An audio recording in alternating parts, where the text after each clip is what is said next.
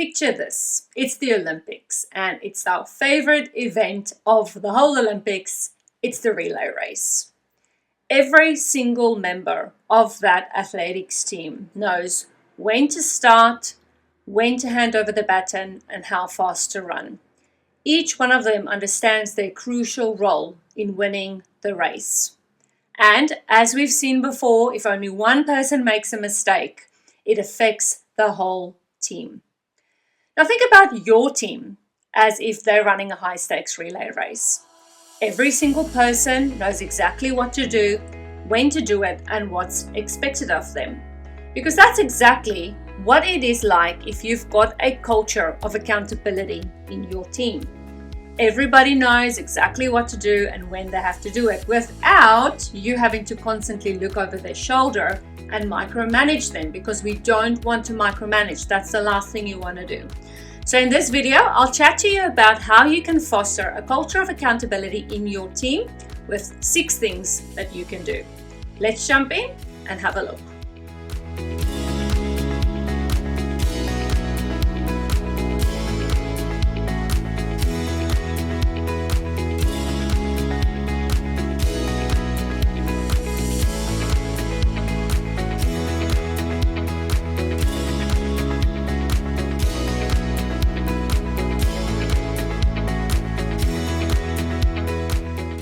Now, the first thing that you want to do is you want to have integrity as an integral part of your team. But you can't expect integrity if you yourself don't practice integrity. And it's interesting because when I Googled what are some of the main or the most common values that organizations hold, integrity was number 1. But I know for a fact in speaking to a lot of organizations that hold the value of integrity that they don't necessarily practice integrity. So integrity is basically doing the right thing all the time, whether somebody's looking or not. And that can be quite tough because when we're behind closed doors, we don't always want to do the right thing. We want to take shortcuts and we want to take the easy route. However, just remember, your team are looking up to you as a role model.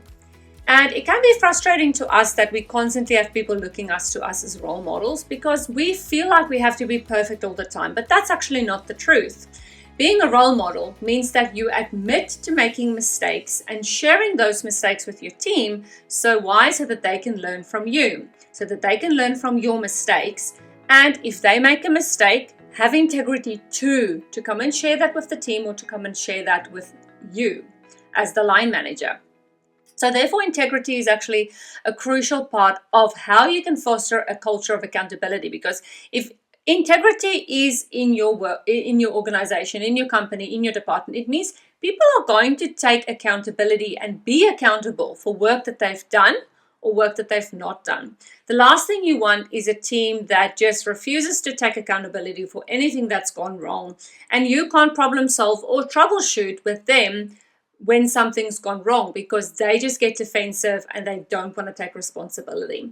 So having integrity yourself and encouraging the value of integrity in your team is going to be very crucial for you to foster a culture of accountability.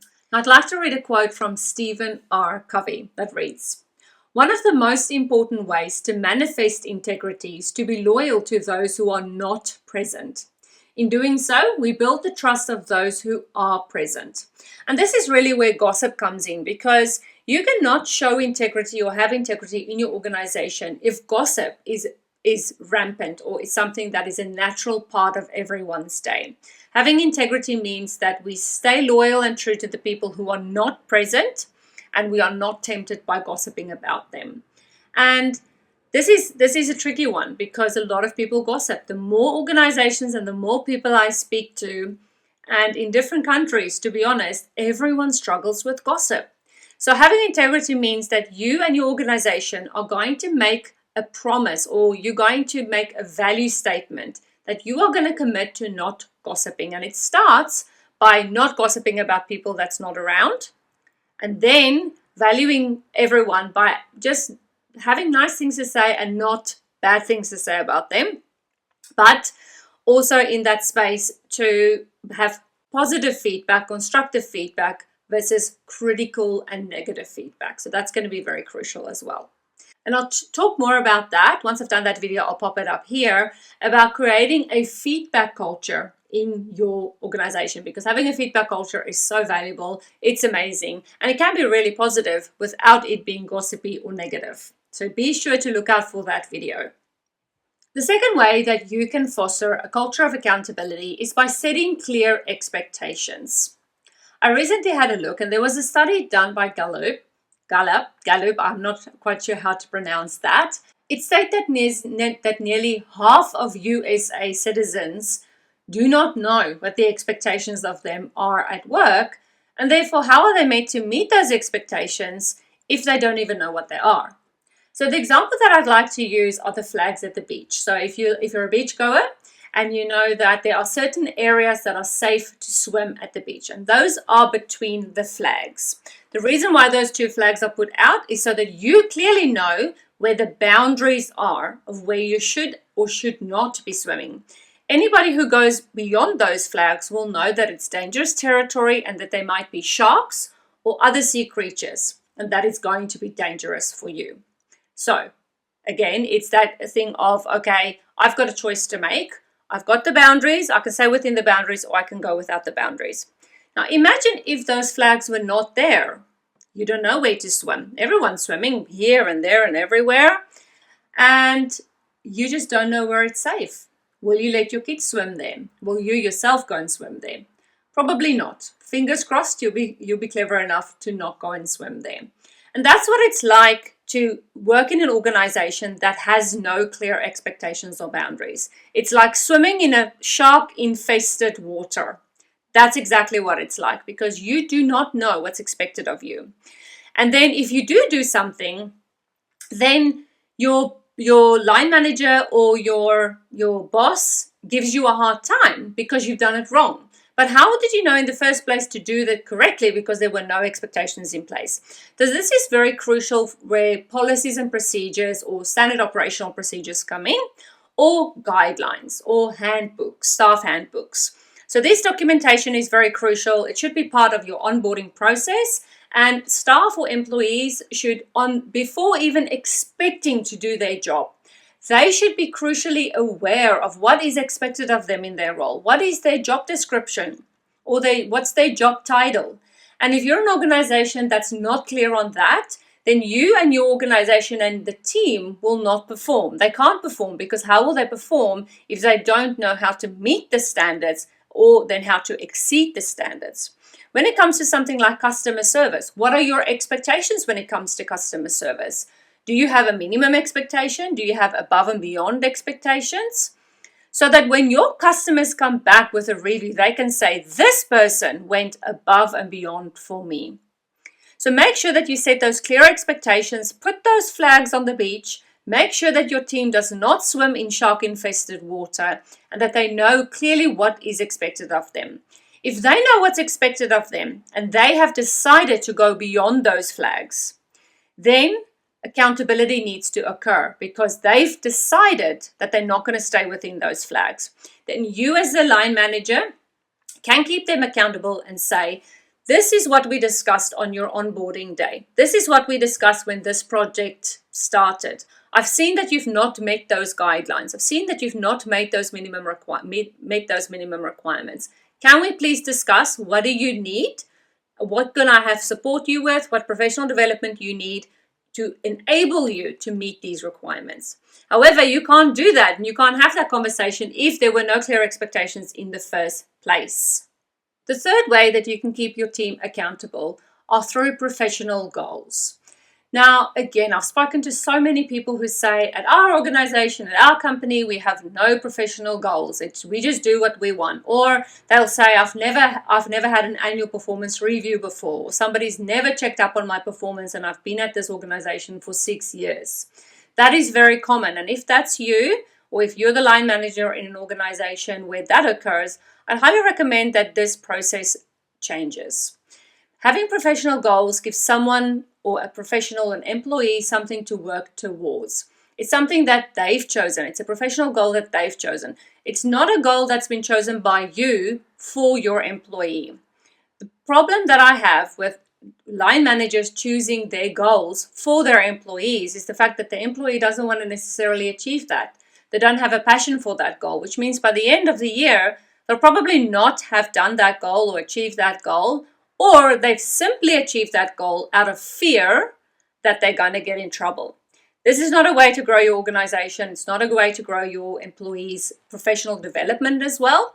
So my suggestion in this space is that at the end of every year, you have an annual performance review. And as part of the annual performance review, your employee has to come up and be ready when they have their annual performance review, a goal or something that they want to achieve for the following year.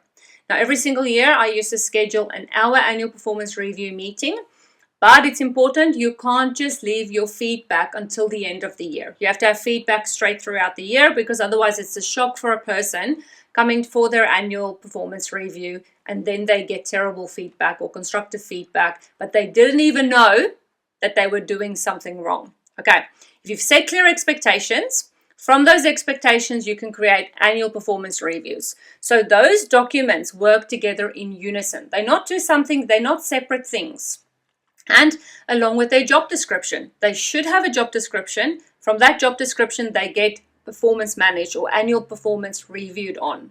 Because how do they know that they're doing a great job or doing a terrible job at their job on their job description if they don't have an annual performance review that gives them that feedback, or a regular feedback process throughout the year that gives them that feedback?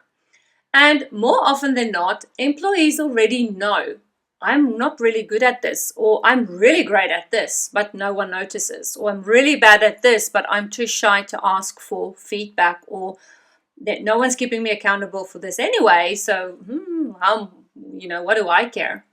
So this is why accountability is so crucial, and why having a feedback culture is so crucial for your working environment, because people will then start being accountable for their own role and for their own job and for their own performance. And you as the line manager have to do minimal work in this, because they are so dedicated and so passionate about achieving their own goal that it's going to be so beneficial to the organization, because you've got employees who are achieving professional goals, but hey, those professional goals also attribute to raising the value of your organization. So I will do a separate video on performance management as well, or annual performance reviews. I've got a lot of tips and tricks that you can use in that area. And once I've done that video, I'll put the card up here. Please keep a lookout for that video as well. And if there are any other in particular videos that you would like me to talk about, just pop it in the description below or in the comments below, and I will make sure that I will make a video on that for you if there's anything that sparks your interest in this video. Now, the fourth way that you can foster a culture of accountability within your team are through relationships. Relationship is something that's extremely, extremely important. And us as leaders, we should build relationships with our team. Quite often as leaders, we find ourselves in stressful situations where we are just so stressed about our job that we forget to have relationships with our team. We forget that our team are also human beings that will go through personal issues, and that if we have empathy and compassion with them as human beings, with families and with a personal life as well, then that can grow our relationship with them. Now, there is a lot of dispute about the fact that you should see your colleagues or everyone at work as a family or not. There's a lot of dispute about that. My only thing that I want to say about that is, if you start viewing them as human beings that have personal relationships at home, that will have personal issues, it'll allow you to just have compassion for them. And think about yourself. You don't wake up every single morning feeling energized about your day. Some mornings you have to have 3 coffees before you feel ready for your day. And that can be your team as well. So if you start having really good relationships with your team, you start treating them as individuals versus a whole team, because quite often, especially in a project, we can have a look at our team as a whole team and we forget that they're individuals. It's happened to me before, so I understand exactly what that feels like. And in particular, what's happened before with me is when I had different teams. So I had 5 different teams that I headed up in different departments. And I could quite often just think about that team as a whole. I could quite often just think about that team or that team or that team. But when you start breaking them down into individuals, you realize that, oh, okay, there's some dysfunction in that team because one person is going through a really tough time. I need to support that team more, or I need to do a little bit more here. I need to build relationships more here. Or in this team, there might be a new staff member, which means that when you go through the Tuckman model, I'll put a card up here for you for that video. If you go through those 5 stages, then you realize that, oh, okay, that team's in the storming phase at the moment. This is the support that they need. Or this team is doing fantastic. They're in the performing phase at the moment. So having those relationships and is going to be really crucial, because again, if you have those relationships with your staff, it means that accountability is going to be so much easier, because they're going to know that they can come to you if they've made a mistake. They can come to you if they've performed really well, because there is accountability. And they know that you actually care whether they've made a mistake or whether they've done really well. And there is, again, a lot of controversy surrounding leading with kindness, but I think that it's more acceptable in these days, because leading with kindness for a very long time has been seen as a weakness.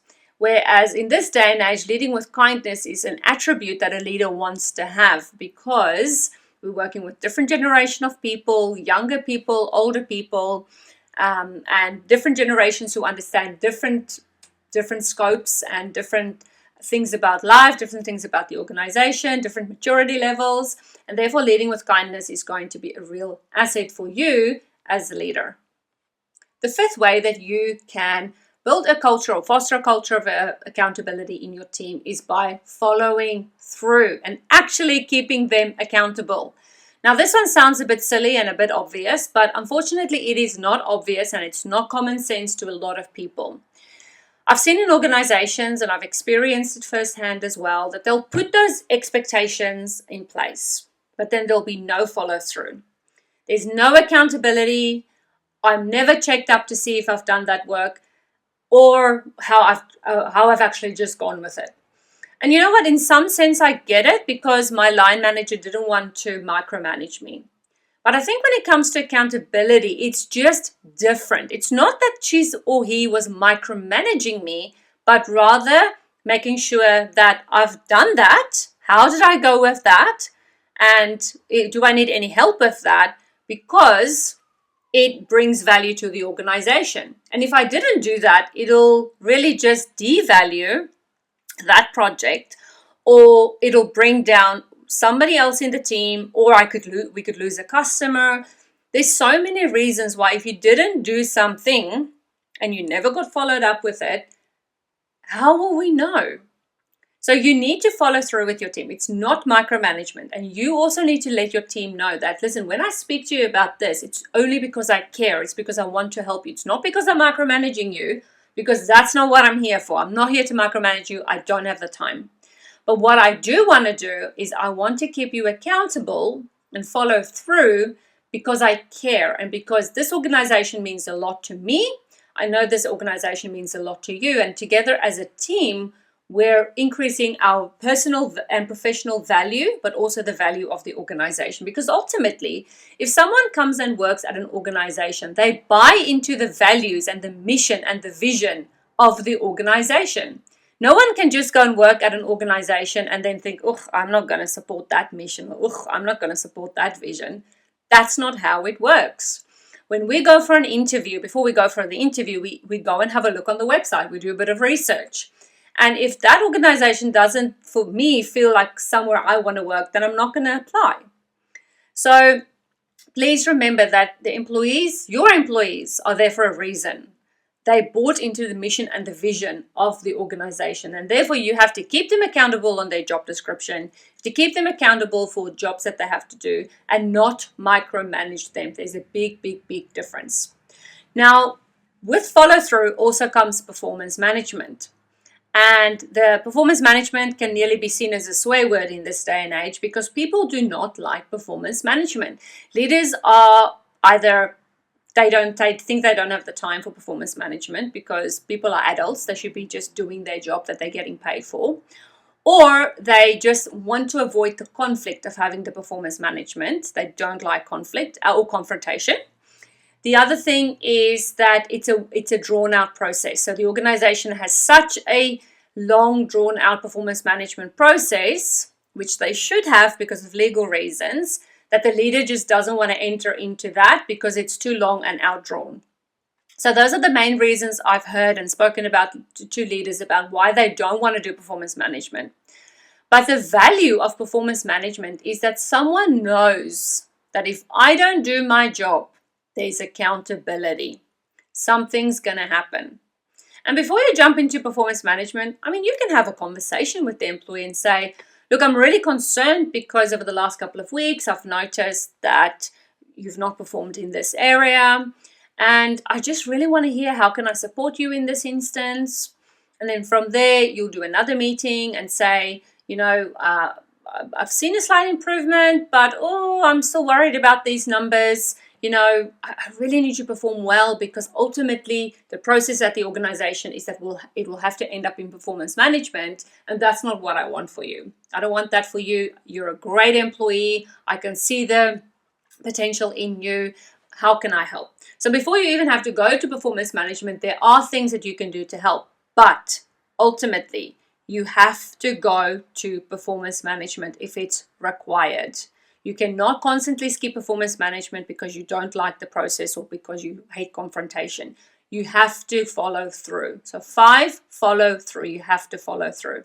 I cannot say it enough because leaders are a little bit weak in this area where they don't like to follow through because the reality is after COVID, a lot of industries and countries have experienced quiet quitting or where everyone was just quitting and leaving their jobs. And I've forgotten what the terminology of that is now, where people just quit in droves.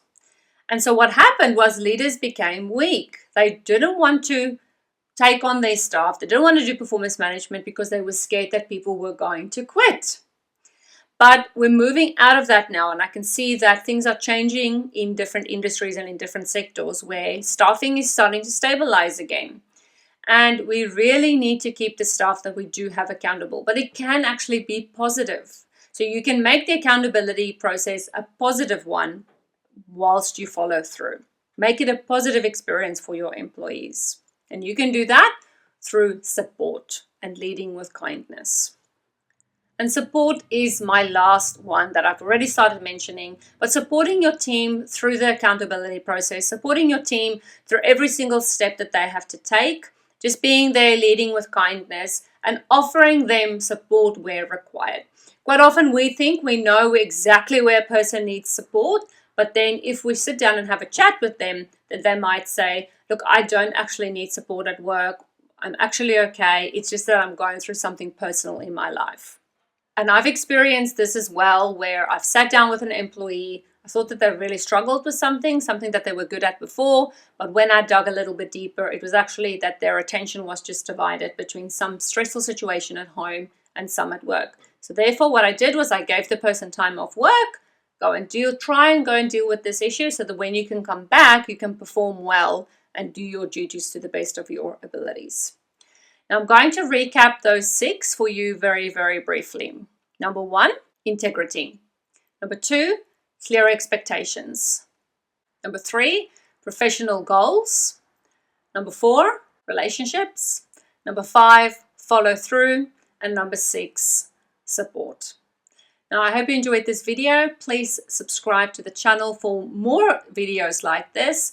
And keep a lookout for those 2 new videos that I'll do for you. One on annual performance reviews and professional goals. I'll make that into 2 videos. And then another video will be coming up about creating a feedback culture in your organization. I look forward to seeing you in the next video.